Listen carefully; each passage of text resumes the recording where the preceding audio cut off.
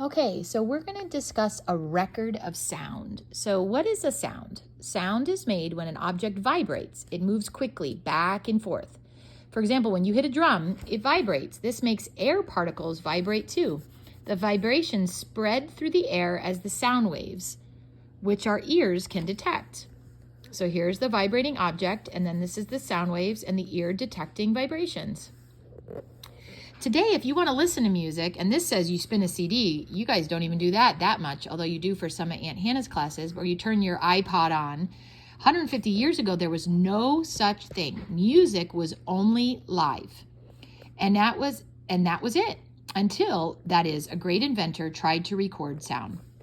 Thomas Edison was a telegraph operator, and we talked about that in the previous video, how telegraphs work, how you send noises through, who designed many improvements to the telegraph.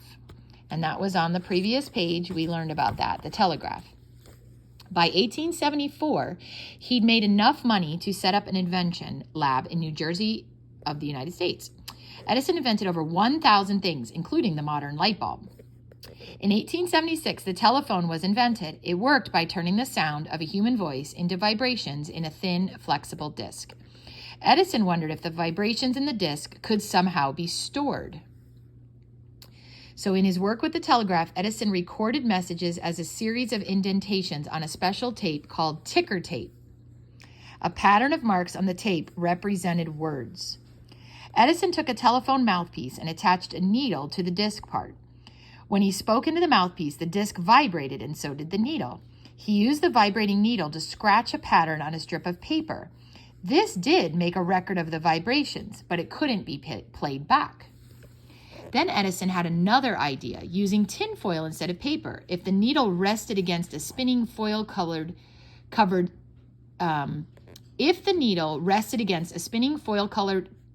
cylinder, it would make a groove in the foil. The vibration of the needle would be recorded as a pattern of ripples in the groove. Now for the brain wave. Oh my goodness, I'm sorry about my talking here. Edison realized that you could reverse the whole process. If the needle was drawn through the groove again, it would make the disc vibrate in exactly the same pattern as when the sound was recorded. So here you've got a handle that turns a cylinder. An operator speaks into a mouthpiece, making a needle scratch the cylinder, and the cylinder is wrapped in foil. The shaft moves the cylinder along as it spins, so the needle cuts a spiraled groove. Edison had the idea, but he hadn't made the machine or tested it. He sketched what it should look like and gave the sketch to an employee at his lab, John Crucy, to build. As soon as it was ready, Edison tried it out. Winding the cylinder around and around, he spoke the words, "Mary had a little lamb," as the needle scratched a groove. He placed the needle back in the groove, wound again, and was amazed to hear his own voice being played back to him. Isn't that cool? Edison named his invention the phonograph, meaning sound writing. It was a brilliant idea, but there was still some work to do. The foil wore out and tore, so he developed cylinders with a hard wax coating instead. One cylinder could record 4 minutes of speech or 2 minutes of music. By 1900, after adding more improvements, Edison was selling phonographs and cylinder records to the public. Wealthy people enjoyed listening to the opera on cylinder phonographs. In 1887, 10 years after the phonograph was invented, German-born inventor Emily Berliner came up with a new idea. He found a way to record sound onto flat discs instead of cylinders. Okay? His recording device was known as a gramophone. Edison continued to make cylinder records for many years, but eventually Berliner's flat records became much more popular. A flat record has a spiral groove running from the outer edge towards the middle.